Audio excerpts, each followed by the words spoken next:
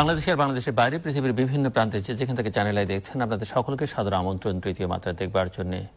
প্রিয় দর্শক, মোটামুটি ফলাফল নিশ্চিত হয়ে যাওয়ার পরেও মার্কিন যুক্তরাষ্ট্রের নতুন প্রেসিডেন্ট ইলেক্টের দায়িত্ব গ্রহণ নিয়ে অনিশ্চয়তা কাটছে না, অথবা যিনি আছেন বিদায়ী প্রেসিডেন্ট তিনি ঠিকঠাক মতো সময় মতো হোয়াইট হাউস ছাড়বেন কিনা সেটা নিয়েও চরম অনিশ্চয়তা দেখা দিচ্ছে।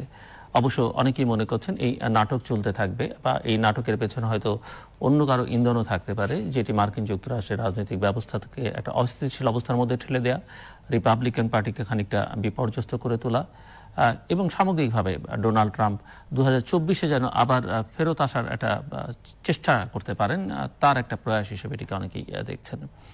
কিন্তু নিঃসন্দেহে 3রা নভেম্বরের নির্বাচন মার্কিন যুক্তরাষ্ট্রের জনগণ বা মার্কিন গণতন্ত্রের যে বিজয়কে মাথার উপরে তুলে ধরেছে, সবার মাথার উপরে, এবং যেটি নিয়ে সবাই খুব গর্ব করেছেন, প্রশংসা করেছেন মার্কিন যুক্তরাষ্ট্রের বাইরে থেকে, সেটিকে নানাভাবে প্রশ্নবিদ্ধ করা হচ্ছে এবং করছেন মূলত একজন ব্যক্তি এবং তার সমর্থক গোষ্ঠী, তার দলেরও একটা অংশ। এখন মার্কিন যুক্তরাষ্ট্রের বিভিন্ন রাস্তায় তার সমর্থকরা নানা রকমের সভা সমাবেশ করে চলেছেন, নানান র্যালি করছেন, আইনের আশ্রয় নিয়েছেন ডোনাল্ড ট্রাম্প, সেটিও একটি উল্লেখযোগ্য বিষয়। সব মিলিয়ে আসলে মার্কিন যুক্তরাষ্ট্রের পরিস্থিতি কোন দিকে যাচ্ছে এবং যে আশাবাদ নতুন নেতৃত্বকে ঘিরে যে তারা মার্কিন যুক্তরাষ্ট্রকে পুনর্গঠনে ভূমিকা রাখবেন, বিশ্বকে আবার একটা অর্ডারের মধ্যে নিয়ে আসবার চেষ্টা করবেন, দক্ষিণ এশিয়ার সঙ্গে যুক্তরাষ্ট্রের এবং বাংলাদেশের সম্পর্ক কী হবে, এইসব নানা বিষয় নিয়ে নানা রকমের প্রশ্ন রয়েছে এবং সেই সব প্রশ্নের খানিকটা সমাধান করবার জন্য আজকে আমার সঙ্গে ওয়াশিংটন থেকে যুক্ত হচ্ছেন অর্থনীতিবিদ, একসময় এশীয় ডেভেলপমেন্ট উন্নয়ন ব্যাংকের লিড ইকোনমিস্ট হিসেবে কাজ করেছেন, ফিলিপাইনে বিশ্ববিদ্যালয়ে শিক্ষকতা করেছেন, দীর্ঘদিন যাবৎ লেখালেখি গবেষণার সঙ্গে যুক্ত ডক্টর মোহাম্মদ পারভেজ ইমদাদ, এবং আমাদের সঙ্গে ঢাকার বনানীর বাসা থেকে যুক্ত হচ্ছেন ঢাকা বিশ্ববিদ্যালয়ের আন্তর্জাতিক সম্পর্কের বিভাগের অধ্যাপক ডক্টর আমেনা মহসিন। স্বাগত আপনাদের দুজনকেই তৃতীয় মাত্রায়। প্রফেসর আমেনা মহসিন, এটা আপনার কাছে আমি প্রথমে শুনতে চাইবো যে সর্বশেষ আমরা এর মধ্যে আপনার সঙ্গে কথা বলেছি, কিন্তু আজকে পর্যন্ত সর্বশেষ পরিস্থিতি যেখানে দাঁড়িয়েছে কি মনে হচ্ছে আসলে? দেখুন, এটা আমি ডক্টর ইমদাদের সাথে কথা বলছিলাম কিছুক্ষণ আগে, যা মার্কিন যুক্তরাষ্ট্রে যা ঘটছে এটা অবিশ্বাস্য। আমরা কখনই এই ধরনের একটা পরিস্থিতি মার্কিন যুক্তরাষ্ট্রে হতে পারে প্রেসিডেন্সিয়াল নির্বাচনের পরে, আমার এটা অভাবনীয়, এটা আমরা কখনো কল্পনাই করিনি। এবং যে জিনিসটা আমি কিছুক্ষণ আগে সিএনএন ও বিবিসি দেখছিলাম যে ওয়াশিংটনের রাস্তাঘাটে প্রোটেস্ট গুলো হচ্ছে এবং সেখানে যেটা ভয়াবহ দিক আমার কাছে দুটো খুব বিরাট ভাবে মনে হলো। একটা হলো যে কিছু লোক যারা নিজেদেরকে প্রাউড বয়েজ বলছে এবং তারা ডোনাল্ড ট্রাম্পের সাপোর্টার, তারা আছে মাঝে, আর অন্যদিকে আমরা দেখছি ব্ল্যাক লাইভস ম্যাটার। তো সেই জায়গাটা যদি আমরা বিশ্লেষণ করি, একটা ইডিওলজি নিয়ে মনে হলো সামনে আসছে এবং বয়েজ মানে এখানে কিন্তু গার্লস এর কথা বলা হচ্ছে, একটা ভীষণ একটা পুরুষতান্ত্রিক একটা ম্যাসকুলিন বা যেটাকে আমরা হাইপার ম্যাসকুলিনিটি বলে থাকি সেরকম একটা, যেটা ডোনাল্ড ট্রাম্প কিন্তু বরাবরই গত 4 বছর ধরে সেটাই উনি প্রজেক্ট করে গেছেন, একটা হাইপার ম্যাসকুলিন একটা ভাব নিয়ে সেই জায়গাগুলো থেকে আমরা সেই প্রোটেস্টটা দেখছি। আর অন্যদিকে যখন ব্ল্যাক লাইভস ম্যাটারটা আসছে সেখানে মানে এই যে আমেরিকার যে চরিত্র অ্যাকচুয়ালি যে ওখানে যে মানে ব্ল্যাক লাইভস ম্যাটার বলতে তো শুধু বলা হচ্ছে না যে যারা মানে কালার তাদের লাইভস ম্যাটার, ইট মিনস যে একটা মাল্টিকালচারালিজমের কথা বলা হচ্ছে। এবং যখন আমি এই স্লোগানটা দিই দ্যাট লাইভস ম্যাটার, তার মানে কি? তার মানে যে জীবনগুলো ঝুঁকিতে আছে, মানে আমেরিকা কোন পর্যায়ে গেলে যে ওখানে তার মানে তাদের জীবনে কোনো নিরাপত্তাহীনতা একটা বিরাট ভাবে আছে, ভীষণ ভাবে একটা প্রান্তিক অবস্থানে আছে, যেটা আমরা কোভিড-19 সময়েও দেখলাম যে যারা মারা গেছিল তাদের ভেতরে যারা এথনিক পিপল, যারা ব্ল্যাক, তারা কিন্তু ডিসপ্রপোর্শনেটলি এফেক্টেড হয়েছিল, এবং যারা একটু বয়স্ক, এই জায়গাগুলো কিন্তু আমরা দেখেছিলাম। সো এই যে ডিপ একটা বিভাজন, যেটা বারাক ওবামা খুব সুন্দর করে বলেছিলেন যে একটা নির্বাচনের মাধ্যমে এটা সমাধান হবে না, আমেরিকার মধ্যে কিন্তু ডিভিশনস গুলো খুবই শার্প। 2-1 দিন আগে মানে গত পরশু ওনার এই বক্তব্যটা এসেছে। সো এটা যদি আমরা মাথায় রাখি, মানে নির্বাচনে মানে আমেরিকান এই যে পুরো সমাজের মধ্যে যে বিভাজনগুলো ওগুলা কিভাবে উস্কিয়ে দিলেন ট্রাম্প, সেটা আমরা দেখতে পাচ্ছি। এবং এটা ধরেন, এবং তার মধ্যে আবার দেখলাম ডোনাল্ড ট্রাম্প উনি কিন্তু ওখান দিয়ে পেনসিলভেনিয়া অ্যাভিনিউ দিয়ে যাচ্ছেন, ওই প্রোটেস্ট গুলার মধ্যে দিয়ে যাচ্ছেন এবং হি স্মাইলিং। উনি মানে এইটা তো মানে একটা লিডারশিপের জায়গা থেকে একেবারে টোটালি উনি ওনার আইনের অধিকারের মধ্যে আছেন যে হ্যাঁ উনি চ্যালেঞ্জ করতে পারেন, উনি আইনের যেটা বলে দ্বারপ্রাপ্ত হতে পারেন, দ্যাট ইজ ফাইন। বাট উনি বাট ওই ধরনের একটা পরিস্থিতির মধ্যে দিয়ে ওখান দিয়ে যাওয়া এবং স্মাইল করা, তার মানে কি উনি এটা কি ধরনের একটা মেসেজটা আপনাকে কি ধরনের সেই জায়গাগুলো, এবং এটা কি একটা লিডারশিপের জায়গা? আপনার কাছে প্রফেসর আমেনা মোহসিন কি মনে হয় যে আসলে 20 তারিখ পর্যন্ত পরিস্থিতি কোন দিকে যাবে? আমরা জানি যে ইলেকট্রাল কলেজের ইলেকশন আছে 16 ডিসেম্বরে, এবং তারপরে 20 তারিখে নতুন প্রেসিডেন্টের ওথ নেবার কথা। ওই পর্যন্ত পরিস্থিতি আসলে কোথায় গিয়ে দাঁড়াবে বলে মনে হচ্ছে? মানে আমি যেটা বুঝতে চাইছি যে মার্কিন রাজনৈতিক ব্যবস্থা, নির্বাচনী ব্যবস্থা কতটা সুরক্ষা, বা মার্কিন সংবিধান আসলে কতটা সুরক্ষা নতুন নির্বাচিত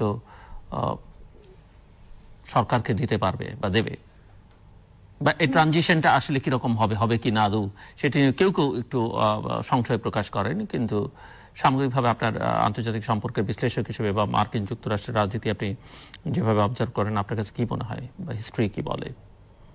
না দেখুন, আমি যদি আন্তর্জাতিক প্রেক্ষিতে দেখি, আমার মনে হয় এখানে ট্রানজিশনটা হবে। কারণ আপনি একটু লক্ষ্য করেন, অলরেডি জো বাইডেনকে পৃথিবীর মোটামুটি এখানে মানে একদম মুখোমুখি সংঘর্ষে বা একটা ব্লাড বাথের দিকে না চলে যায়। এটা আমার মনে হয় আমার চাইতে ইমদাদ সাহেব ভালো বলতে পারবেন, যেহেতু উনি ওখানে আছেন। বাট আমরা এটা প্রকাশিত না আর কি, মানে বিকজ এটা শুধু মার্কিন যুক্তরাষ্ট্রের জন্য না, এটা ওভারঅল একটা মানে পুরো পৃথিবীকে একটা এক ধরনের একটা অস্থিতিশীল অবস্থার মধ্যে ঠেলে দেবে আর কি।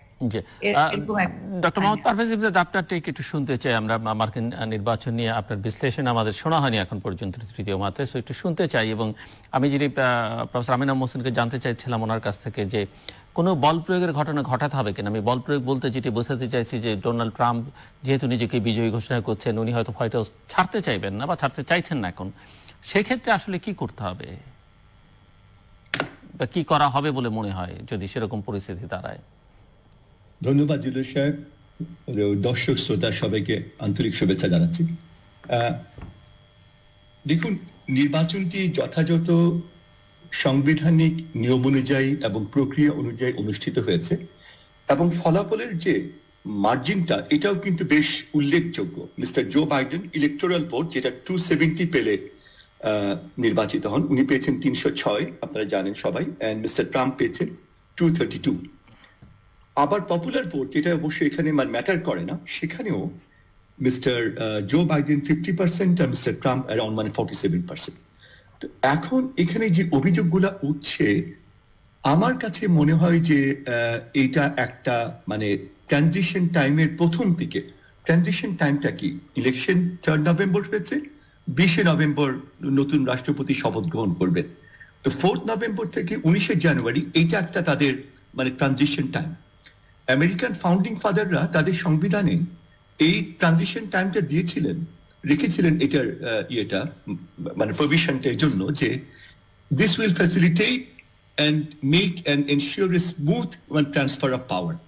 এই সময়টা যে প্রশাসন চলে যাচ্ছে এবং যে প্রশাসন আসবে তাদের মধ্যে একটা আন্ডারস্ট্যান্ডিং হবে, একটা আলোচনা হবে কি করে তারা স্মুথলি করবে বা ট্রান্সফার করবে। এর আগে আপনার মনে আছে মিস্টার ওবামা যখন চলে যাচ্ছিলেন, উনি মিস্টার ট্রাম্পকে 10 নভেম্বর উনি ডেকেছিলেন হোয়াইট হাউসে আলোচনা করতে কিভাবে ইয়েটা হবে, ট্রানজিশনটা হবে।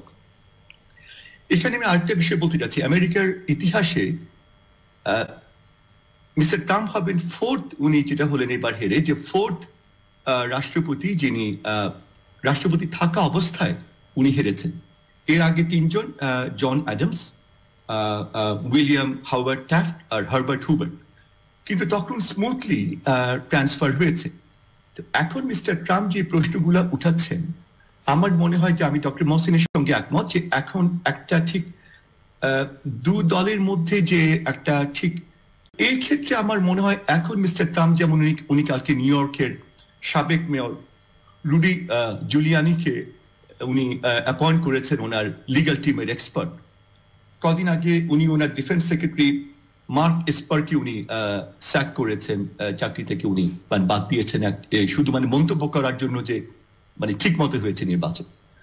এইটা একটা উনি দেখবেন যে how far the democrats can go, তারা কদ্দূর এটাকে সহ্য করতে পারে, it just how far the back is against the wall. কিন্তু এটা আমার মনে হয় যে খুব কয়েক সপ্তাহ পরে এটা সমাধান হয়ে যাবে, এবং এই থেকে আমেরিকান ডেমোক্রেসি অত্যন্ত শক্তিশালী এবং সাস্টেইনেবল ডেমোক্রেসি, 1 নম্বর।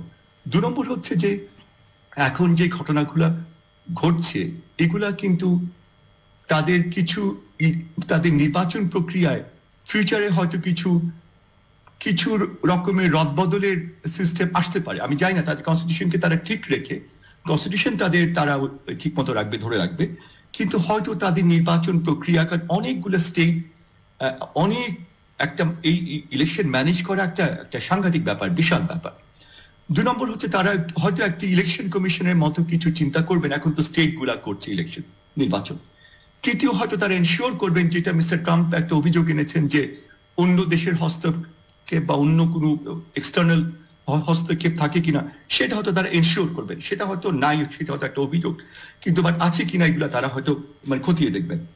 4 নম্বর হচ্ছে যে এখন যে কনসার্নস গুলো উঠেছে ভোট কাউন্টিং সম্পর্কে, সেগুলো হয়তো in a more transparent more accountable manner তারা অ্যাড্রেস করবেন। এখন যে প্রশ্নটা হচ্ছে যে এই ট্রানজিশনের জন্য কোনো নেগোসিয়েশনস এর যদি দরকার হয়, তা এই 2 দলকেই করতে হবে। এখানে আমি মনে করি বিরাট ভূমিকা রাখতে পারেন সেনেটে, রিপাবলিকান পার্টির যিনি লিডার আছেন, মেজরিটি লিডার বলে তাকে, মিচ ম্যাককনেল, আর এদিকে ডেমোক্রেটিক দলের যিনি লিডার আছেন আমেরিকান সেনেটে, চুক শুমার।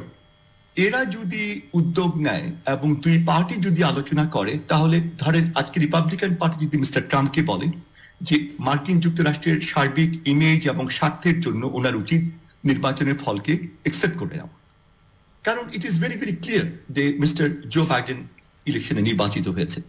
তো এটা যদি ওনারকে বোঝানো হয়, আর এটাকে বেশি জিনিসটাকে স্ট্রেচ করা বা আদালতে যাওয়া, এটা মার্কিন গণতন্ত্রের জন্য কতটুকু ভালো হবে, বা সারা ওয়ার্ল্ডে যে তাদের ইনফ্লুয়েন্স আছে বা তাদের যে স্বার্থ আছে সেটার জন্য খুব একটা হয়তো সহায়ক হবে না। তো আমার মনে হয় মার্কিন জনগণ, মার্কিন নেতৃবৃন্দ যারা আছেন, 2 দলের বিশেষ করে অনেক সিনিয়র রাজনীতিবিদ আছেন, পেশাজীবী আছেন, তারা নিশ্চয়ই এই ব্যাপারে আমার মনে হয় 20 জানুয়ারির আগেই হয়তো এটি সমাধান হয়ে যাবে। প্রফেসর আমিনুল মোহসিন একটু আমাদেরকে বলবেন যে কি মনে হচ্ছে বাইরের প্রতিক্রিয়া এই নির্বাচনের বা এই ফলাফলের পরে, কারণ বিশ্ব তো গত কয়েক বছর ধরে এক ধারার মধ্যে চলছিল, সেখানটা থেকে এক ধরনের টার্নিং পয়েন্ট অনেকেই মনে করেন এই নির্বাচন। ইতিমধ্যে আমরা জানি মিস্টার জো বাইডেন বিভিন্ন দেশের ইউরোপিয়ান নেতাদের সঙ্গে কথা বলেছেন, এশিয়ারও অনেক নেতাদের সঙ্গে সরাসরি কথা বলেছেন। তো সব মিলিয়ে ভূরাজনীতিতে কি ধরনের পরিবর্তন আপনি আশা করছেন বা দেখছেন, বা আদৌ কোনো পরিবর্তন তেমন কোনো হবে কিনা সিগনিফিক্যান্ট? চায়না কিভাবে দেখছে, রাশিয়া কিভাবে দেখছে? আমি উল্লেখ করছিলাম যে রাশিয়ান প্রেসিডেন্ট ইতিমধ্যেই রাশিয়া এই নির্বাচনকে নিয়ে একটু তুচ্ছ তাচ্ছিল্য করবার চেষ্টা করছে। সব মিলিয়ে কি মনে হচ্ছে আপনার কাছে? না, দেখুন, যা ঘটনাগুলো ঘটছে সেখানে আপনি ওই যে আমেরিকান ডেমোক্রেসি একটা ইনভিনসিবল এবং আমেরিকা মেল্টিং পয়েন্ট, সেই ধারণাগুলো তো আর থাকছে না, তাই না? এবং আমি একটু অ্যাড করতে চাচ্ছিলাম, আপনি প্রশ্নে আসবো, তো যখন পারভেজ সাহেব বলছিলেন, দেখেন ওনাদের আমার মনে হয় যখন ওনারা রিফর্মস এর কথা ভাববেন, ওনাদের এই যে পার্টির ব্যাপারটা একটু চিন্তা করার ব্যাপার আছে। কারণ ট্রাম্প কিন্তু রিপাবলিকান না, উনি টাকার জোরে উনি এসে গেলেন। সো এই যে কর্পোরেট ওয়ার্ল্ড মানে লিটারালি টাকা দিয়েই আপনি নমিনেশন পেয়ে যেতে পারেন, ঢুকে যেতে পারেন, এই জায়গাগুলো কিন্তু একটু চিন্তা ভাবনা করার ব্যাপার আছে। আপনি যে প্রশ্নটা আমাকে করলেন সেটা প্রেক্ষিতে আমি বলছি, একটা হলো যে আমেরিকান ইমেজটা তো ড্যামেজ হয়েছে, অবশ্য এটা গত 4 বছর ধরেই হয়ে আসছে, এটা নিয়ে মানে আমাদের তেমন কিছু বলার নেই। বাট ভূ রাজনীতি আমরা যদি দেখি, আমার চীন চায়না তো এক ধরনের স্বস্তি পেয়েছে, সেটা আমরা খুব ক্লিয়ারলি দেখতে পাচ্ছি, এবং চায়না খুব ক্লোজলি অবজার্ভও করেছে পুরো ইলেকশন প্রসেসটাকে, সেটাও আমরা জানি। সো যেই জায়গাটাতে আমার মনে হয় পরিবর্তনগুলো আসবে, একটা তো হলো যে ক্লাইমেট ফান্ড থেকে যে বা ক্লাইমেট চেঞ্জের ওই জায়গাটা থেকে উইথড্র করে নিয়েছিল, সেখানে আমেরিকা জো বাইডেন ফেরত যাবেন। এবং দেখেন এটা শুধু ক্লাইমেট পরিবেশ মানে যেটাকে আমরা বলি মানে ক্লাইমেটে ওই জায়গাটা ফেরত যাওয়া না, মানে মূল জায়গাটা যেখানে ছিল, যেটা আমি বারবার বলি যে কতগুলো আপনি অ্যাকশন বা পলিসি নেন, সেটার কিন্তু কিছু আন্ডারলাইন বা আমরা যদি বিশ্লেষণ করি কিছু লং টার্ম ইমপ্লিকেশন থাকে। একটা মেজর ইমপ্লিকেশন ছিল কি, আন্তর্জাতিক আইনে আপনি এইভাবে শাট করে উইথড্র করাটা কিন্তু সাধারণত দেখা যায় না, পার্টিকুলারলি এরকম একটা ক্রিটিক্যাল ইস্যু যেটার সাথে মানব আমরা বলি হিউম্যান সিকিউরিটি ভীষণ ভাবে জড়িত। তো এই এবং ইরানের সাথেও যে জায়গাটা যে কাজটা মানে উনি করেছেন ট্রাম্প অ্যাডমিনিস্ট্রেশন, মানে এটা কিন্তু আন্তর্জাতিক আইনের প্রতি একটা অবজ্ঞা, একটা অশ্রদ্ধা। আপনি আন্ডারমাইন করছেন আন্তর্জাতিক আইনে, মানে এগ্রিমেন্ট থেকে আপনি ইউনিলেটারালি উইদাউট সাফিসিয়েন্ট রিজন আপনি সরে যাচ্ছেন, এরকম ধরনের একটা অবস্থাতে নিয়ে গেছিল। তারপরে যেরকম আমরা দেখলাম হু এর ব্যাপারেও, মানে এই যে যখন এই পুরো পৃথিবী যে প্যান্ডেমিকটা আসলে, যেহেতু বাইডেন অলরেডি একটা টাস্ক ফোর্সে কথা বলছেন এবং কাজ আরম্ভ করে দিয়েছেন করোনার ইয়েতে, সেই জায়গাগুলোতে আমাদের অনেকটা সাফল্য আসবে, যেটা মানুষের জীবনের সাথে একেবারে সরাসরি ভাবে সংযুক্ত। এবং আরেকটা তো আমি বললামই যে আন্তর্জাতিক আইনের প্রতি একটা শ্রদ্ধার ব্যাপার আছে, ইনস্টিটিউশনদের প্রতি শ্রদ্ধার ব্যাপার আছে। আমাদেরকে ব্রাজিলের এখানে মাথায় রাখতে হবে, আমেরিকা যখন আইসোলেশনের যেটা করছিল ডোনাল্ড ট্রাম্প, যে আমেরিকাকে একটা আইসোলেশনের জায়গায় নিয়ে চলে যাচ্ছিলেন, একটা মাল্টিলেটারাল পৃথিবী বা ইনভলভ বা এঙ্গেজ পৃথিবী ইজ অলওয়েজ বেটার দেন একটা একদম আপনি আইসোলেশনের জায়গায় চলে গেলেন। মানে আমরা যদি একটু লক্ষ্য করি, দেখেন প্রথম বিশ্বযুদ্ধের পরে কিন্তু লিগ অফ নেশনস ফর্ম করা হয়েছিল, মেইন থ্রাস্টটা আমেরিকা থেকে এসেছিল, আবার আমেরিকাই ওটাতে যোগদান করেনি। অনেকে বলে যে লিগ অফ নেশনস আমেরিকা যোগদান করেনি বলেই সেকেন্ড ওয়ার্ল্ড ওয়ারটা হয়েছিল। তো আইসোলেশন, এরকম ধরনের সুপার পাওয়াররা যদি আইসোলেশনিস্টের দিকে চলে যায়, তখন কিন্তু পৃথিবীর মধ্যে মানে একটা অস্থিতিশীল অবস্থা তৈরি হওয়ার যথেষ্ট সম্ভাবনা থাকে। এবং সেই ইয়েতে আমরা দেখলাম যে ইউরোপ কিন্তু উঠে আসছিল, ইউরোপ নিজেকে স্বতন্ত্রভাবে একটা স্ট্যাবলিশ করছিল, এবং উনি ওনার অ্যালায়েন্সদেরকে তুচ্ছ তাচ্ছ করছিলেন। সেই জায়গাগুলো থেকে নতুন করে ফেরত যাবে উনি। মিডল ইস্টের ব্যাপারে আমার মনে হয় ইসরায়েলে যেহেতু প্রচন্ড ভাবে একটা শক্ত লবি আছে ওখানে, মার্কিন যুক্তরাষ্ট্রের ইয়েতে তেমন কোনো পরিবর্তন আসবে না। এই দিকে মানে আমি যদি দক্ষিণ এশিয়ার দিকে চলে আসি, দক্ষিণ এশিয়ার প্রসঙ্গটা একটু পরে আসে, আলাদা করে একটু আলোচনা করতে চাই সেই প্রসঙ্গটা। ডক্টর পারভেজ ইমদাদ, আমি একটু আপনার কাছ থেকে শুনতে চাইব অর্থনীতিবিদ হিসেবে, যে আমরা জানি যে প্যান্ডেমিকটা একটা স্বাস্থ্য ঝুঁকি, মানুষের জীবনের ঝুঁকি তৈরি করেছে, সেটি আমরা সবাই কম বেশি জানি। মার্কিন যুক্তরাষ্ট্র সবচেয়ে বেশি ক্ষতিগ্রস্ত হয়েছে, বিশ্বজুড়ে পাবলিক হেলথের প্রতি সরকারগুলোর যে কতটা উদাসীন্য সেটি প্রকাশিত হয়েছে। কিন্তু অ্যাট দ্য সেম টাইম নানা রকমের ঝুঁকি এই প্যান্ডেমিক তৈরি করেছে, সেটি স্বাস্থ্য ঝুঁকির বাইরেও অর্থনৈতিক, সামাজিক, ইভেন রাজনৈতিক, কূটনৈতিক নানান ঝুঁকি তৈরি করেছে। একজন অর্থনীতিবিদ হিসেবে আপনার কাছে কি মনে হয় যে এই প্যান্ডেমিক মোকাবেলা করা, এখন সেকেন্ড ওয়েভ চলছে, যুক্তরাষ্ট্রের অবস্থাও খারাপ আমরা জানি, জো বাইডেনের কাজ সেটি কি হবে? আবার শুধু যুক্তরাষ্ট্রের দিকে দৃষ্টি তাকে দিলে চলবে না, যেগুলো প্রফেসর আমেনা মোহসিন বলছেন যে না আন্তর্জাতিক সংস্থায় যেখান থেকে গুটিয়ে নিয়েছিল যুক্তরাষ্ট্র সেগুলোতে ফেরত যাওয়া, সেগুলোকে আরো শক্তিশালী করবার ক্ষেত্রে ভূমিকা রাখা। সো গোটা পৃথিবীর দিকে একটা নজর দেবার ব্যাপার আছে, এবং সেই সঙ্গে অর্থনৈতিক যে সংকট, সেই সংকট মোকাবেলার জন্য নানান আন্তর্জাতিক প্রতিষ্ঠানে আমরা জানি যে যুক্তরাষ্ট্রের ভূমিকা, নেতৃত্ব আছে, প্রভাব আছে। তো যুক্তরাষ্ট্র বা নতুন প্রশাসন আসলে কি কি করতে পারে বলে মনে করেন আপনি? এবার নির্বাচনে যে ইস্যুগুলো সবচেয়ে বেশি ইম্পর্টেন্স পেয়েছে, প্রাধান্য পেয়েছে, সেটা হচ্ছে economy, racial issues, climate change, Covid, how to handle Covid situation, and foreign policy. এই পাঁচটা ছিল তাদের মূল আলোচনার বিষয়। এর মধ্যে কোভিড এর ব্যাপারে, কোভিড এবং কোভিড পরবর্তী অবস্থায় কিভাবে মার্কিন অর্থনীতির যে বিভিন্ন ইস্যুগুলো তারা অ্যাড্রেস করবেন, সেটা মিস্টার ট্রাম্প এবং মিস্টার বাইডেনের মধ্যে যে হয়েছে, ডিবেট হয়েছে, দেখেছেন আপনারা, ওখানে এটা উল্লেখযোগ্যভাবে আলোচিত হয়েছে, প্রাধান্য পেয়েছে। ইন টার্মস অফ পলিসিস আমার মনে হয় মিস্টার বাইডেন ঠিক মিস্টার কেনেডি, মিস্টার ক্লিন্টন আর মিস্টার ওবামার নীতি অনুসরণ করবেন। কেনেডিটা তো অনেক অনেক আগের ব্যাপার।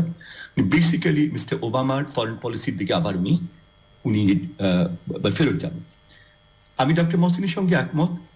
সেগুলো করবার জন্য তো ওনার সিনেটে একটা প্রাধান্য দরকার হবে, কারণ সিনেট যদি নিয়ন্ত্রণে না থাকে ডেমোক্রেটদের, যদি আমরা জানি হাউস অফ রিপ্রেজেন্টেটিভ আছে, হাউসটা আছে পক্ষে, কিন্তু সিনেট যদি পুরোপুরি না থাকে সেটি খুব ডিফিকাল্ট হবে, যেটি আমরা জানি যে বারাক ওবামার ক্ষেত্রে হয়েছে, যে তিনি অনেক কিছু করতে পারেননি।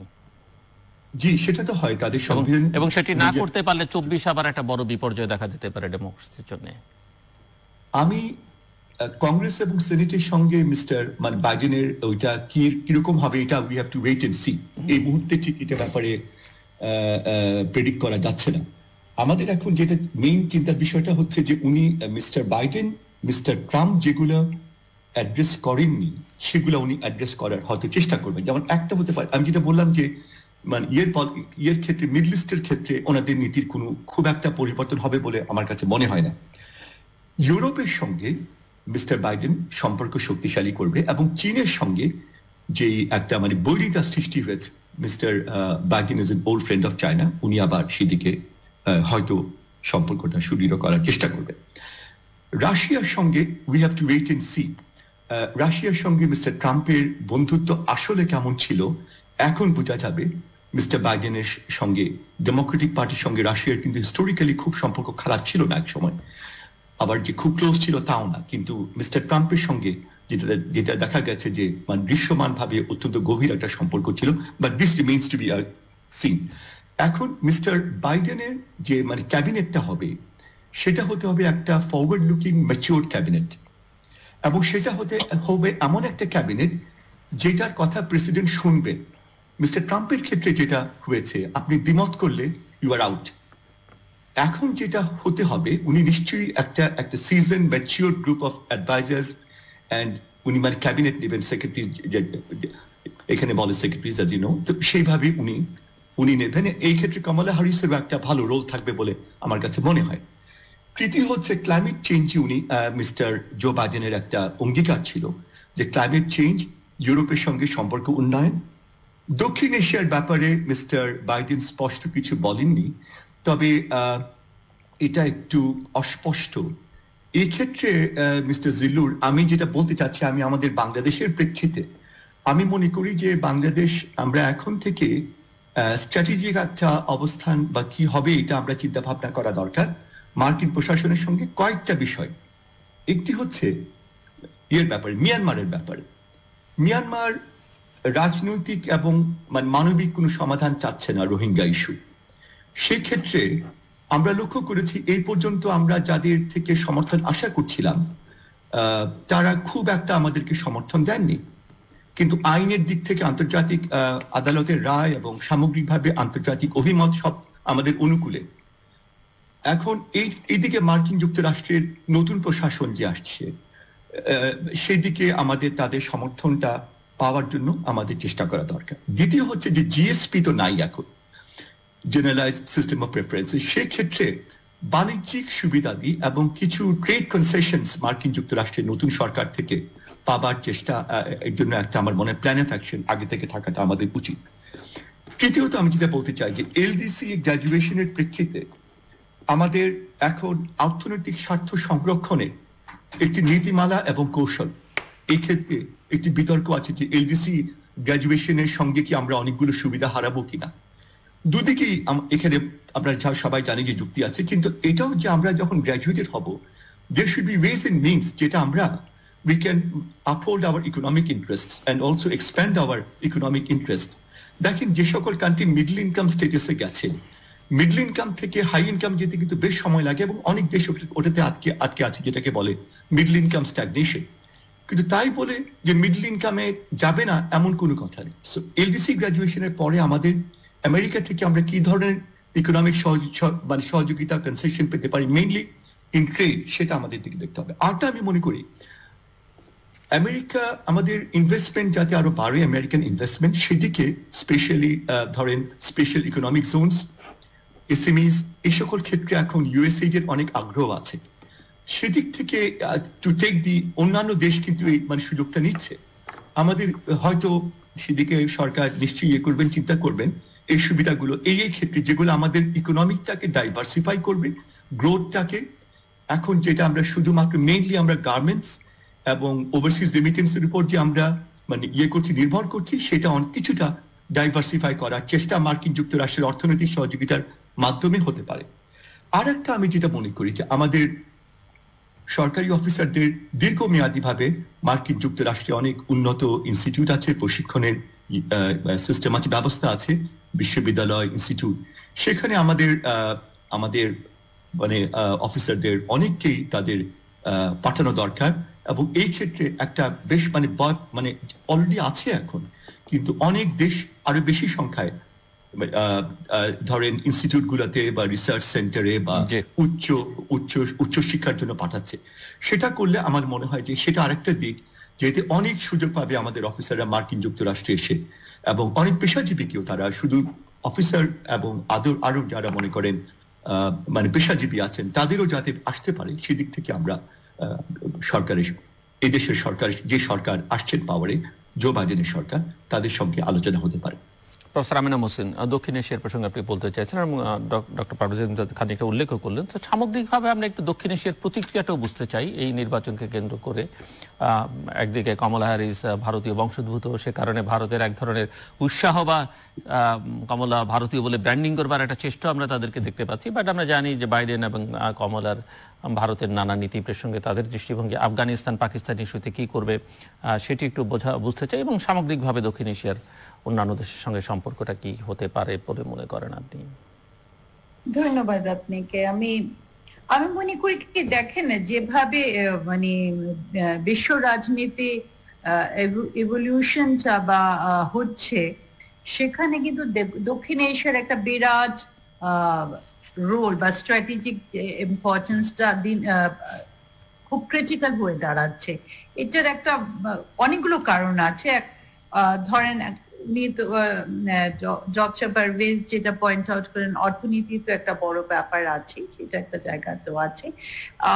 আরেকটা ধরেন আমরা যেটাকে বলছি যে এখন এই যে আমি কতগুলো কারণ যদি নিয়ে আসি সামনে, আরেকটা আসতে পারে নিরাপত্তার দিক থেকে একটা বিরাট দেখা আছে। নিরাপত্তার থেকে এক তো জঙ্গিবাদের ওই ইস্যুস গুলো থেকেই যাচ্ছে, আর আরেকটা বড় জায়গা আছে, সেটা হলো যে এখানে ভীষণ ভাবে আমরা দেখছি চীন আসছে। এই যে চীনের যদি আমরা স্ট্র্যাটেজিটা দেখি, বিআরআই, চীন যে বিভিন্ন জায়গায়, তার মায়ানমারের কথা উনি উল্লেখ করছিলেন, সিটওয়েতে কিন্তু চীনের একটা অ্যাক্সেস আছে, সেখানে তারা বন্দরের জায়গাগুলো পেয়ে যাচ্ছে, তো চীন ওখান দিয়ে ঢুকেই আসছে। তো এইটাকে যদি মার্কিন যুক্তরাষ্ট্র তার নিরাপত্তার জন্যই বলুন আপনি, কিংবা তাদের ওই ব্যালেন্স অফ পাওয়ার তো তাদের নীতির একটা মূল জায়গা না, ব্যালেন্সটা তো ওরা মেনটেন করবে। সো সেই জায়গাটা যদি আমরা ধরি, তাহলে তো কোয়াড নিয়ে যদি আসে তাহলে তো সেখানে বাংলাদেশের একটা বিরাট স্ট্র্যাটেজিক ইম্পর্টেন্স থেকেই যাচ্ছে। এবং আমাদেরকে এটা মাথায় রাখতে হবে যে বর্ডারল্যান্ডস বলে যে এরিয়াগুলোকে আমরা বলে থাকি, বর্ডার জোনস গুলো, ওখানে ওগুলো কিন্তু সবসময় একটু ট্রাবলড এরিয়াস থাকে। এবং যেহেতু আমাদের কক্সবাজারে এখন রোহিঙ্গারা আছে এবং আমরা দেখছি না নিয়ে মাথা ব্যথা, ওই অঞ্চলটা যদি আপনি একটু লক্ষ্য করেন তাহলে ওটা চীনেরও একটা মাথা ব্যথার কারণ আছে, ওখানে মার্কিন যুক্তরাষ্ট্রেরও থাকবে, কারণ এখানে এগুলো কিন্তু প্রচন্ড ভাবে একটা পটেনশিয়াল থেকে যায় রেডিকালাইজ। আমি জাস্ট একটু ইন্টারাপ্ট করি। এই যে আপনি বিআরআই এর কথা বলছেন এবং বিআরআই এর উল্টো দিকে আমরা যেগুলো দেখছি অনেক রকমের, মানে এবং কোনোটাই যে খুব নিশ্চিত, আমরা ইন্দো প্যাসিফিক স্ট্র্যাটেজি, এশিয়া এফওআইপি যেটি বলছে জাপান ইউএস লিড, তারপরে আমরা এশিয়া প্যাসিফিক স্ট্র্যাটেজির কথা বলা হচ্ছে, কেউ কেউ বলছেন কোয়াডের কথা আপনি উল্লেখ করলেন, বিগ বি ইনিশিয়েটিভ, সো নানান কিছু। সো মানে এটি কি এক ধরনের নিশ্চিত হতে পারছে না প্রতিপক্ষ যে কি করা উচিত, স্ট্র্যাটেজিটা ফাইনালি কি হওয়া উচিত, নাকি সবগুলোকে মিলিয়ে আসলে কিছু করা সম্ভব বলে আপনি মনে করেন আলাদা আলাদা ভাবে এরকম এত নিশ্চিত হতে পাওয়ার কথা না? এটা হলো কি, মানে এটি আমার কাছে অনেক সময় মনে হয় আমাদের এখানে সার্ক ছিল, একটা সার্কের বাইরে এখন নানা রকমের ইনিশিয়েটিভ দেখলাম আমরা, বিমস্টেক, বিসিআইএম, বিবিআইএন, এটা সেটা হয়তো যুক্তি হিসেবে ঠিক আছে যে নানা রকমের আঞ্চলিক জোট দরকার আছে, কিন্তু আসলে তো বোঝাই যায় যে কেন এগুলো কি কারণে। মানে যে প্রশ্নটা আপনি করছেন, আপনি প্রশ্নের মধ্যে তো উত্তরটা আছে, তাই না? আমরা এটাকে বিভিন্ন ভাবে স্ট্র্যাটেজাইজ করার চেষ্টা করি। বে অফ বেঙ্গলটা আমাদের কাছে খুবই গুরুত্বপূর্ণ হয়ে দাঁড়িয়েছে। এখন আপনি বিভিন্ন ভাবে এখানে বিভিন্ন অ্যালায়েন্সের মাধ্যমে এখানে এন্ট্রি পয়েন্টটা আপনি দেখার চেষ্টা করছেন। আবার কিছুদিন আগে দেখলাম যে ভ্যাকসিন নিয়ে এক ধরনের একটা রিজনাল কোঅপারেশনের কথা চীন বলছে, সেখানে বাংলাদেশও যোগদান দিয়ে করেছে। সেখানে আগে শ্রীলঙ্কা ছিল না, আর একটা দেশ বোধহয় নেপাল ছিল না, হ্যাঁ, পরে শ্রীলঙ্কা নেপালও যোগদান করেছে।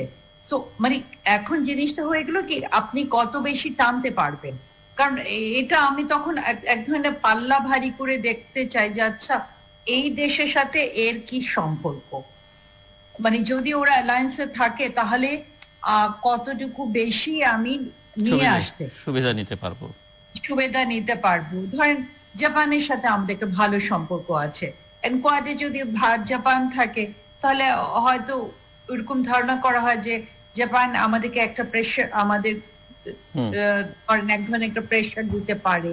প্রেশার শব্দটা নাই ইউজ করলাম, এক ধরনের তার প্রভাব বিস্তার করতে পারে, বাট কাছে টানার জন্য, not in a negative sense, আমি পজিটিভলি বলছি, পজিটিভ ওয়েতেই আমি বলছি যে সেটা করতে পারে।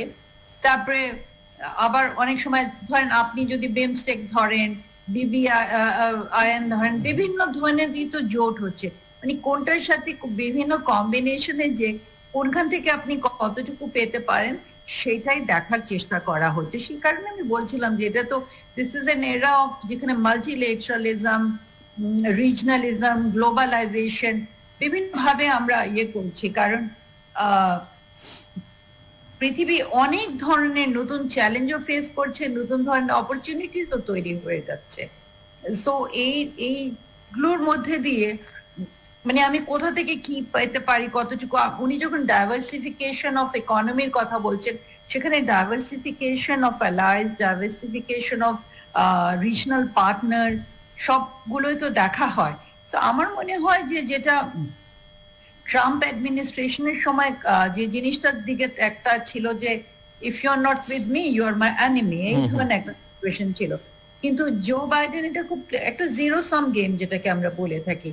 তো জো বাইডেন কিন্তু একটা কথা বলেছিলেন, ওর যদিও এটা উনি ডোমেস্টিক ক্ষেত্রে বলেছিলেন, but I think it is applicable in the international context also, that যারা আমার অপোনেন্ট তারা কিন্তু আমার এনিমি না, সে ধরনেরই ওদের একটা নীতি থাকবে যে আমরা তাদের শত্রু না, মানে we might disagree with them, মানে আমাদের ইস্যু থাকতেই পারে, বাট দ্যাট ডাজ নট। দেখেন আপনি যে এই যে ভ্যাকসিন ডিপ্লোমেসি হলো, ভ্যাকসিন ডিপ্লোমেসিটাকে আমি যদি ধরি, যে রিজনাল ইয়েটা হলো, ওখানে কিন্তু পাকিস্তানও ইনভলভ ছিল। তো এমন তো না যে পাকিস্তানের সাথে আমরা জানি যে বাংলাদেশের অনেক আউটস্ট্যান্ডিং ইস্যুস আছে, বাট ডিপ্লোম্যাসি ইজ সামথিং যে হ্যাঁ আপনি একটা লেভেলে এখানে কোঅপারেট করছেন আর অন্য লেভেলে আপনার ওগুলো থাকবে। চায়নার সাথে কি এত বিরোধ সত্ত্বেও কি ইন্ডিয়ার অনেক কোঅপারেশন নাই? প্রচন্ড ভাবে কোঅপারেশন আছে, ইকোনমিক্যালি ওরা কোঅপারেট করে। আপনি যদি চীনে মানে যে পরিমাণ ইন্ডিয়ান স্টুডেন্টস যায়, I think it is one of the highest. এই জায়গাগুলো তো আছে, মানে ডিপ্লোম্যাসি ইজ ওয়ান থিং। এখানে একটু ইন্ডিয়ার সঙ্গে সম্পর্কের মাত্রাটা কেমন থাকতে পারে? এটি তো ধারাবাহিকভাবে ক্লিন্টন প্রশাসন থেকে একরকম হয়ে চলছে, সেখানটা থেকে কি মনে হয় আপনার? পাকিস্তানের সঙ্গে সম্পর্কটা তো ওঠানামার মধ্যে দিয়ে যাচ্ছে অনেকদিন ধরেই, সেখানটাতে কি দেখেন? আর বাংলাদেশের সঙ্গে কি হবে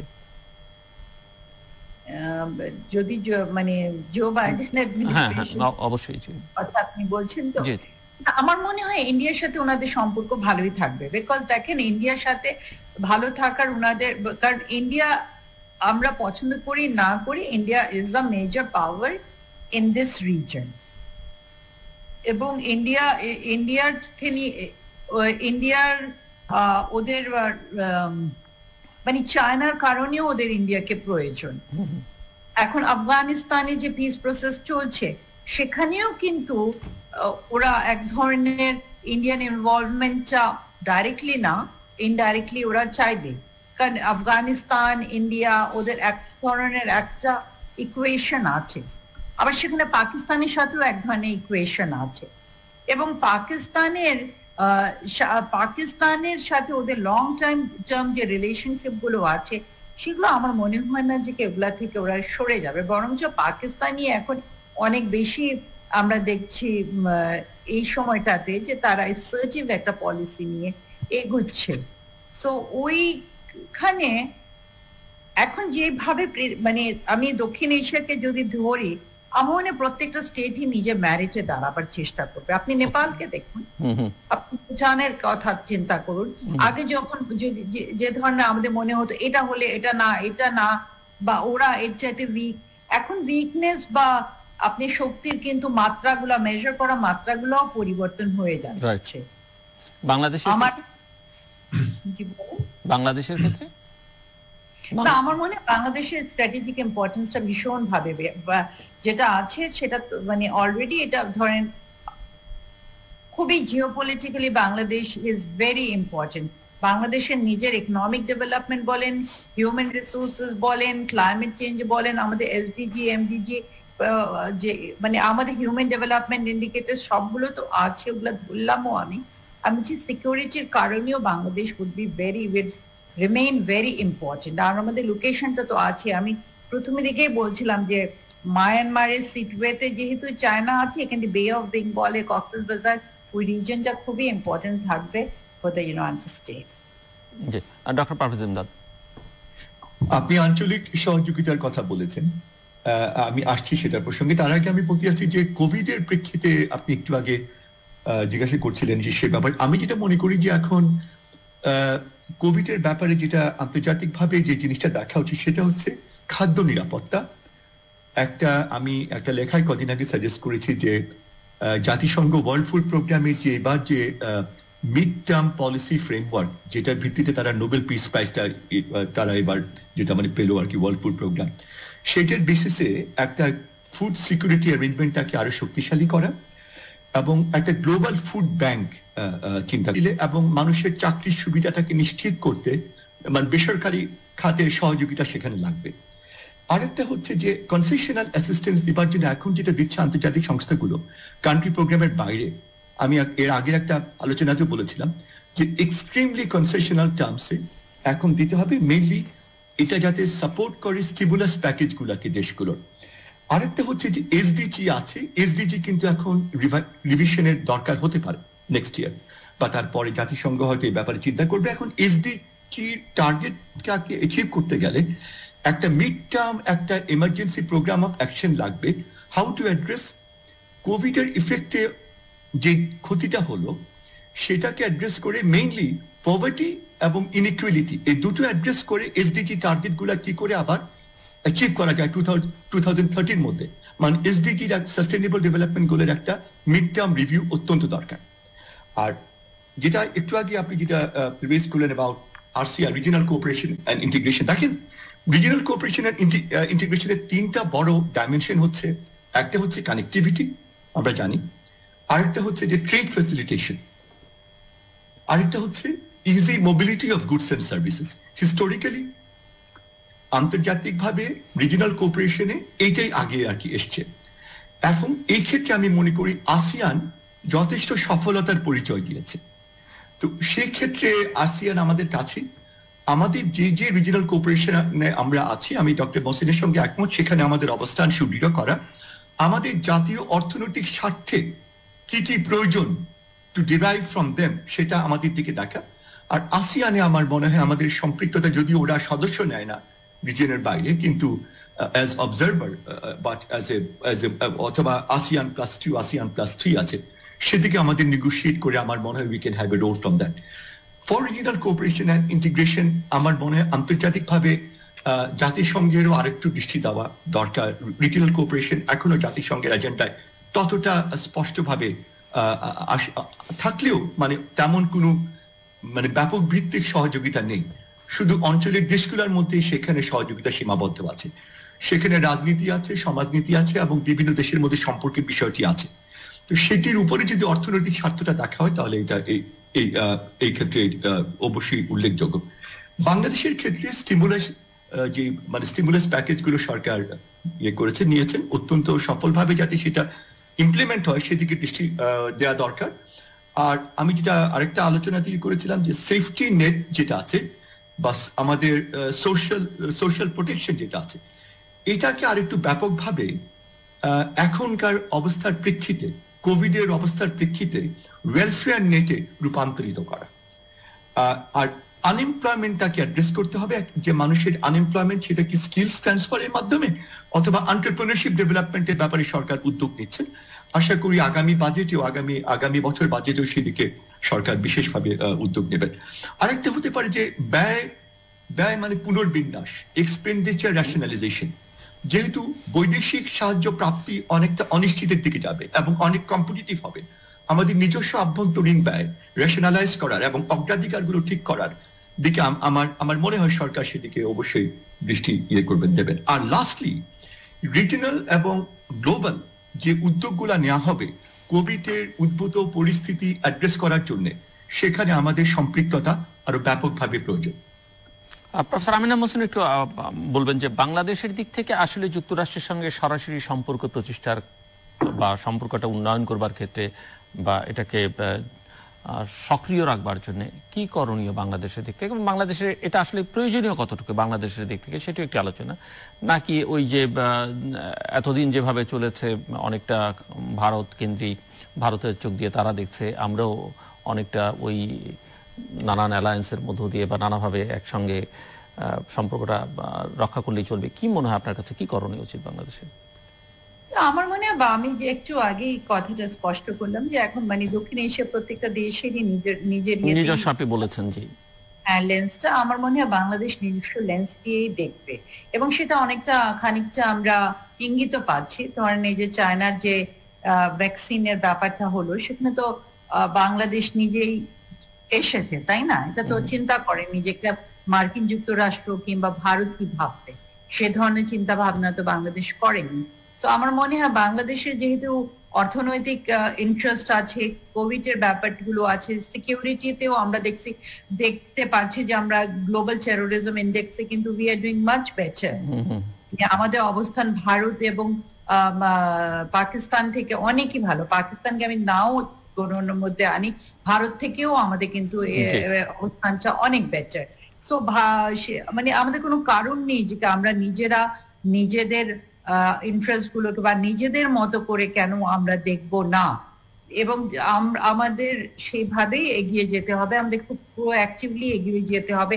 আমাদের রোহিঙ্গা ক্রাইসিসে বা যেহেতু ডেমোক্রেটসরা এসেছে, তা মানে এই রিফিউজি ইস্যুটা নিয়ে যেন আরো প্রোঅ্যাক্টিভ, মার্কিন যুক্তরাষ্ট্রের একটা ভূমিকা ছিল, সেটা আমি অস্বীকার করছি না। মার্কিন যুক্তরাষ্ট্রে কিন্তু একটা ভূমিকা ছিল, কিন্তু সেটা যেন এসার্টিভলি তারা আরো এসার্টিভলি, এবং এখানে সামনে মানে আইসিজে রুলিং, আইসিসি রুলিং, এটার প্রতি যেন ওরা শ্রদ্ধাশীল হয়, এই জায়গাটা আমাদেরকে খুব জোরদার ভাবে ধরতে হবে। অর্থনীতির ব্যাপারেও আমি আবারও বলবো যে সেখানে উনি ডাইভার্সিফিকেশনের কথা বলছিলেন, আমাদের ওখানে স্টুডেন্টসরা আছে, তারপরে ইমিগ্রেন্টস তো আমাদের আছে, সেই সমস্ত জায়গাগুলো থেকে আমাদেরকে খুব শক্তিশালী ভাবে দেখা দরকার। কারণ বাংলাদেশের আপনি একটুখানি লক্ষ্য করেন, যদি বাংলাদেশের যে পপুলেশন ওখানে আছে, তারা কিন্তু সেখানে ওদের অর্থনীতিতে বলেন, তাদের মানে একাডেমিয়াতে বলেন, তাদের যে কন্ট্রিবিউশন সেটা কিন্তু কম না, বেশ ভালোভাবেই তারা কন্ট্রিবিউট করছে। কিন্তু যুক্তরাষ্ট্রের দিক থেকে আমরা একটা জিনিস লক্ষ্য করি যে স্ট্র্যাটেজিক কারণে তার স্ট্র্যাটেজিক অ্যালায়েন্সের মধ্যে বাংলাদেশ কোনো না কোনো ভাবে থাকুক, এক ধরনের ইনক্লাইনেশন থাকুক, সেটা তারা চায়। এট দ্য সেম টাইম তাদের কিছু ডিফেন্স পার্টনারশিপও বা ট্রেডের দিকেও তাদের একটা আগ্রহ আছে বাংলাদেশের সঙ্গে। সো সেই জায়গাটাতে বাংলাদেশের দিক থেকে আসলে কি করা উচিত? কারণ এখানে দেখুন, আপনি যখন ডিফেন্সটা বললেন না, ডিফেন্স কিন্তু একটা বড় জিনিস। একটা হলো অ্যালায়েন্স, অনেক একটা হলো যে আমি অ্যালায়েন্স পার্টনার, মানে নেটো টেটো, আমরা since we are a non alliance country, আমরা তো ওই ধরনের কোনো অ্যালায়েন্সের মধ্যে যাব না। এটা তো প্রথম থেকেই বাংলাদেশের একটা মূলনীতি ছিল। তো ডিফেন্সে মানে ডিফেন্স কর্পোরেশন তো এখনো হচ্ছে। আপনি ধরেন এই যে কাউন্টার টেরোরিজমের ওখানে তো আছে ডিফেন্স কর্পোরেশন, আমরা বিভিন্ন ধরনের এক্সারসাইজ বা সার্ভেলেন্স এগুলোর মধ্যে তো আমরা সহযোগিতা করছি। আমাদের ন্যাশনাল ডিফেন্স কলেজ বলেন, এই সমস্ত জায়গাতে তো ওদের ইনপুটস গুলো আসছে, এবং সেই জায়গাগুলো থাকবেই। এবং সেই কারণে আমি বলছি যে defence, it is one thing to say যে একটা ডিফেন্স অ্যালায়েন্স, আর it is another thing to say defence corporation. তার মানে ওই ডিফেন্স কর্পোরেশনটা আমাদের থাকবে, এবং ওটা আরো জোরালোও হতে পারে, শক্তিশালীও হতে পারে। But that does not mean যে ওদের সাথে আমাদের ডিফেন্স কর্পোরেশন থাকলে আমাদের চীনের সাথে থাকবে না, সেটা আমি মনে করি না। ওকে, আর কিছু যোগ করবেন আপনি? আমরা শেষ করবো, জাস্ট এক দুই লাইনে যদি যোগ করবার থাকে এই আলোচনা। আর কিছু যোগ করতে চান আপনি, প্রফেসর আমেনা মহসিন? আমি সেই জায়গাটাতেই বলছি যে আমার মনে হয় যে বাংলাদেশ নিজের পজিশন নিয়ে, এবং তার যে জিও স্ট্র্যাটেজিক যে বিরাট রিসোর্স আছে, হিউম্যান রিসোর্স আছে, সেটা নিয়েই তার নেগোশিয়েট করা উচিত, এবং নট থ্রু যে আচ্ছা মানে ব্যালেন্স তো থাকবেই, বাট এ খুশি হলো কে অখুশি হলো সেদিকে না তাকিয়ে নিজের স্বার্থটাকে নিয়েই দাঁড়ানো দরকার। কারণ রোহিঙ্গা ক্রাইসিসের সময় আমরা কিন্তু খুব স্পষ্টভাবে এটা দেখেছি যে সবাই নিজের স্বার্থ নিয়েই দাঁড়িয়েছে। Doctor Parvez Imdad, final remarks. Covid উদ্ভূত পরিস্থিতি মোকাবেলার জন্য জাতিসংঘের উদ্যোগে একটি টোটাল প্যারাডাইম শিফটে একটি মানে ফোকাসড ভাবে মানে প্রোগ্রাম অফ অ্যাকশন নেওয়াটা আমি মনে করি দরকার, যেটা জাতিসংঘের মহাসচিব কিছুটা ইঙ্গিত দিয়েছিলেন এবার তাদের সেপ্টেম্বর সেশনে, কিন্তু এরপরে কোনো আউটকাম এখনো দেখা যাচ্ছে না। সেটা আশা করি সেটা আরটা হতে পারে যে এই ব্যাপারে মেইনলি যেগুলাতে অ্যাড্রেস করতে হবে, আমি একটু আগে বলেছি ফুড সিকিউরিটি এবং হাঙ্গার প্রিভেনশন, আর আনএমপ্লয়মেন্ট এবং ইনকাম এরোশন, সেদিকটাতে অবশ্যই খেয়াল করতে হবে। এবং সেইখানে যে সকল গ্লোবাল এবং রিজিনাল ইনিশিয়েটিভ হবে, আমাদের বাংলাদেশ তাতে সুন্দরভাবে এবং শক্তিশালীভাবে সম্পৃক্ত হবেন। আরেকটা হচ্ছে যে আপনি বলেছেন সম্পর্কের কথা, অবশ্যই বাংলাদেশের ন্যাশনাল ইন্টারেস্টে, জাতীয় স্বার্থে আমরা বিভিন্ন দেশের সঙ্গে আমাদের সম্পর্ক সুদৃঢ় করার অবশ্যই চেষ্টা অব্যাহত রাখবো। Thank you. অনেক অনেক ধন্যবাদ ডক্টর মোহাম্মদ পারভেজ ইমদাদ এবং প্রফেসর আমেনা মহসিন এই আলোচনা অংশ নেবার জন্য। দর্শক 20 জানুয়ারি পর্যন্ত হয়তো মার্কিন যুক্তরাষ্ট্রে অনেক নাটক দেখতে হতে পারে, কিন্তু মার্কিন সংবিধান যা বলে 20 জানুয়ারির পর থেকে মার্কিন যুক্তরাষ্ট্রে সেভাবেই চলবে। এটি আমার অতিথিদের মতামত। বিশ্বজুড়ে আমূল বদল হবে সেটি হয়তো, বা আমেরিকা আগামী 4 বছরের মধ্যে আমূল বদলে যাবে সেটি সম্ভব নয়, সেটি কেউ চিন্তাও করছেন না। তবে একটা ইতিবাচক ধারার মধ্যে যুক্তরাষ্ট্র হয়তো প্রবেশ করবে, সেটি তার অভ্যন্তরীণভাবে এবং আন্তর্জাতিক পরিমণ্ডলে তার যে ক্রিয়াকর্ম। বাংলাদেশ কি করতে পারে? বাংলাদেশের জন্য দুজনেই মনে করেন যে বাংলাদেশকে অনেক বেশি প্রোঅ্যাক্টিভ হতে হবে এবং নিজের স্বার্থটা আসলে সবার আগে দেখতে হবে। এবং যুক্তরাষ্ট্রের সঙ্গে সম্পর্কই হোক, ভারতের সঙ্গেই হোক, আর চীনের সঙ্গেই হোক, বা অন্য কারোর সঙ্গে সম্পর্কের ক্ষেত্রেই হোক, সেটি অন্য ডানে বা বায়ে তাকিয়ে নয়, সরাসরি নিজের স্বার্থটা কি, অন্যদের সঙ্গে স্বার্থ স্বার্থগুলো কি সেগুলো চুলচেরা বিশ্লেষণ করেই আসলে তার নীতিটা নির্ধারণ করতে হবে। এবং এই স্বার্থ বিবেচনায় অবশ্যই অর্থনৈতিক স্বার্থ বিবেচনা গুরুত্ব পাবে, কিন্তু তার সঙ্গে নিরাপত্তা, রাজনৈতিক অন্যান্য স্বার্থ নিঃসন্দেহে বিবেচনার মধ্যে থাকবে এবং সেগুলো আমরা আশা করব যে বাংলাদেশ বিবেচনা করবে। দর্শক, আমাদের সঙ্গে থাকবার জন্য অসংখ্য ধন্যবাদ। আপনাদের সবার জন্য শুভকামনা।